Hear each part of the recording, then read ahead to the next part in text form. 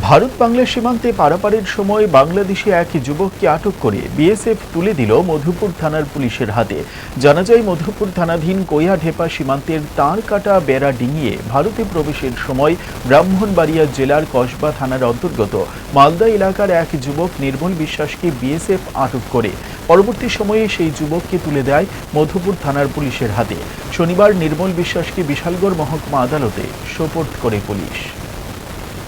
কালকে গোপন সংবাদের ভিত্তিতে বিএসএফ এবং পুলিশের উদ্যোগে কৈয়াঢেপা গ্রাম থেকে একজন বাংলাদেশি যখন সে ভারত বাংলাদেশ সীমান্ত অতিক্রম করছিল তখন তাকে আটক করা হয় এবং তার এগেনস্টে স্পেসিফিক একটি কেস নেওয়া হয়। এখন আজকের সকালে সে আদালতে ফরওয়ার্ড হবে। নাম কি স্যার? তার নাম হচ্ছে নির্মল বিশ্বাস, বাবার নাম হিমাংশু বিশ্বাস, বাড়ি বাংলাদেশ, মালদা, ব্রাহ্মণবাড়িয়া ডিস্ট্রিক্ট।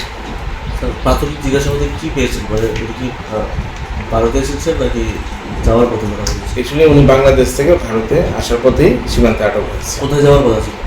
উনি যাওয়া ছিল খুব সম্ভবত আগরতলা বা এখান থেকে অন্য কোথাও, তা এখনই আমাদের ইনভেস্টিগেশন চলছে।